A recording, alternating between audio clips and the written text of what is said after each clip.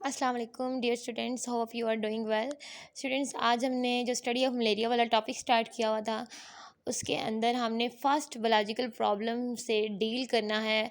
पहले हम history study कर रहे थे, अब हम उस हिस्ट्री से ही मलेरिया की हिस्ट्री में जाके हम बायोलॉजिकल मेथड इस्तेमाल करके सीखेंगे कि कैसे हम बायोलॉजिकल मेथड के सारे स्टेप्स यूज़ करके किसी भी बायोलॉजिकल प्रॉब्लम को सॉल्व कर सकते हैं। तो फर्स्ट बायोलॉजिकल प्रॉब्लम जो हमारे पास आई है वो हमारे पास क्या है, काज ऑफ मलेरिया, कि मलेरिया की वजह क्या है।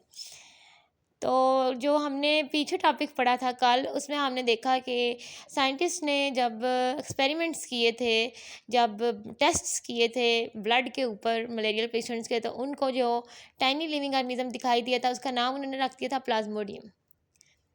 अब उन्होंने बाकायदा बायोलॉजिकल मेथड इस्तेमाल किया है और यहाँ हम काज ऑफ मलेरिया, मलेरिया की वजह देखेंगे स्टेप बाय स्टेप।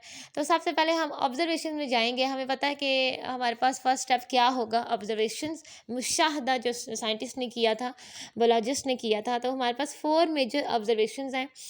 फर्स्ट है हमारे पास malaria and marshy areas have some relation. Malaria का और दलदली इलाकों का कुछ ना कुछ आपस में ताल्लुक है। Number 2, quinine is an effective drug for treating malaria. Quinine जो है वो मलेरिया के इलाज के लिए मौसर दवा साबित हुई थी। उसके बाद मार्शिस का पानी पीने से मलेरिया नहीं हुआ था। और फोर्थ ऑब्जर्वेशंस क्या आई थी हमारे पास, plasmodium is seen in the blood of malarial patient. जो मलेरिया के मरीज़ थे उनके खून में क्या पाया गया था, प्लाज्मोडियम। ये हमारे पास 4 ऑब्जर्वेशंस हैं। और हमें पता है ऑब्जर्वेशंस के बाद नेक्स्ट स्टेप क्या होता है, बायोलॉजिस्ट ने उन ऑब्जर्वेशन से हाइपोथेसिस बनानी होती हैं। तो इस केस में हाइपोथेसिस क्या बनाई गई, Plasmodium is the cause of malaria, कि मलेरिया की वजह हमारे पास क्या है, प्लाज्मोडियम। आपको पता है नेक्स्ट स्टेप हाइपोथेसिस के बाद हम डिडक्शंस बनाते हैं। इफ़ और देन के लॉजिक को यूज़ करके हम हाइपोथेसिस को कुछ देर के लिए ये समझ लेते हैं कि वो ट्रू है, वो सही है, और हम उस एक्सपेक्टेड रिज़ल्ट ड्रा करने की कोशिश करते हैं इफ़ और देन लॉजिक को इस्तेमाल करके। यहाँ भी हम सेम वही काम करेंगे। हमने लिखा if plasmodium is the cause of malaria, अगर प्लाज्मोडियम मलेरिया की वजह है, then all person ill with malaria should have plasmodium in their blood. तो वो तमाम लोग जो मलेरिया की वजह से बीमार हैं उनके ब्लड के अंदर क्या होना चाहिए, प्लाज्मोडियम।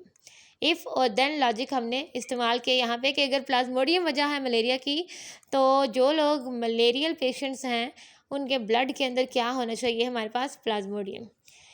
ओके, नेक्स्ट अब डिडक्शंस के बाद हम उन डिडक्शंस और हाइपोथेसिस को टेस्ट करने के लिए हम क्या करते हैं, एक्सपेरिमेंट्स करेंगे। तो यहाँ पे जो एक्सपेरिमेंट डिज़ाइन किया गया वहाँ पे हमने क्या किया, बायोलॉजिस्ट ने 100 मलेरियल पेशेंट, 100 ऐसे लोग जिनको मलेरिया था, उनका ब्लड लेके उनको माइक्रोस्कोप के अंडर टेस्ट किया, एग्जामिन किया। और हमें पता है कि हमेशा साइंस के अंदर, बायोलॉजी के अंदर जब कोई एक्सपेरिमेंट होता है वो हमेशा कंट्रोल एक्सपेरिमेंट होता है। तो ये एक्सपेरिमेंटल ग्रुप के अंदर उन्होंने 100 मलेरियल पेशेंट लिए और कंट्रोल ग्रुप के लिए उन्होंने 100 हेल्दी पर्सन का ब्लड भी माइक्रोस्कोप के अंडर एग्जामिन किया, देखा।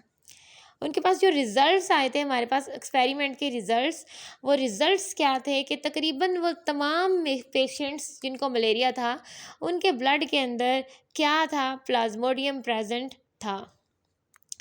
लेकिन साथ में जो कंट्रोल ग्रुप के तौर पे हमने 100 हेल्दी पर्सन्स लिए थे, उनमें से 100 में से जो 7 थे हमारे पास, 7 आउट ऑफ 100 के ब्लड के अंदर भी प्लाज्मोडियम पाया गया।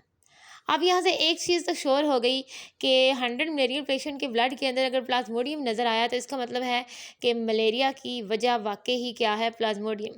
लेकिन जो नेक्स्ट हमारे पास ये हेल्दी पर्सनस में से 100 में से 7 में प्लाज्मोडियम देखा गया, उसका रीज़न क्या था, ये ऐसा क्यों हुआ है, उसका रीज़न ये है कि एक्चुअली जो प्लाज्मोडियम यानी टाइनी लिविंग ऑर्गेनिज्म जो थे, प्लाज्मोडियम, वो उन हेल्दी पर्सन्स के ब्लड के अंदर अभी इंक्यूबेशन पीरियड के अंदर थे। इंक्यूबेशन पीरियड किसको बोलते हैं, ये वो पीरियड है, वो टाइम है, वो वक्फा है जिसके दौरान कोई भी पैरासाइट होस्ट ऑर्गेनिज्म के अंदर एंटर होता है। पैरासाइट क्या होता है हम फर्स्ट चैप्टर में देख के आए हैं, जो लिविंग ऑर्गेनिज्म से खुद फ़ायदा लेते हैं लेकिन उनको क्या देते हैं, नुकसान। तो जब पैरासाइट एंटर होके और सिम्पटम्स यानी इलामतें जो हैं वो अपीयर होना, उन दोनों के दरमियान जो पीरियड है उसको बोलते हैं हम इंक्यूबेशन पीरियड।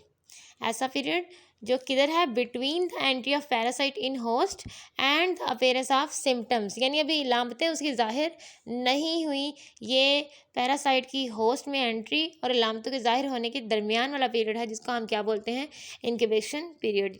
ये आपने ब्रैकेट के अंदर अंडरलाइन कर लेना अपनी बुक्स के ऊपर, इंक्यूबेशन पीरियड की डेफिनेशन आपको आनी चाहिए। ओके, अब हम देख सकते हैं कि हमारे पास रिजल्ट जो है वो कन्विंसिंग थे, और ये बात, ये हाइपोथेसिस प्रूव हो चुकी है कि प्लाज्मोडियम हमारे पास क्या है, मलेरिया का काज। ये हाइपोथेसिस सही थी। तो इस तरीके से हमने फर्स्ट बायोलॉजिकल प्रॉब्लम को सॉल्व कर लिया कि काज ऑफ मलेरिया क्या थी, बायोलॉजिकल मेथड के तमाम स्टेप्स को यूज़ करते हुए। ओके स्टूडेंट्स, अल्लाह हाफिज़।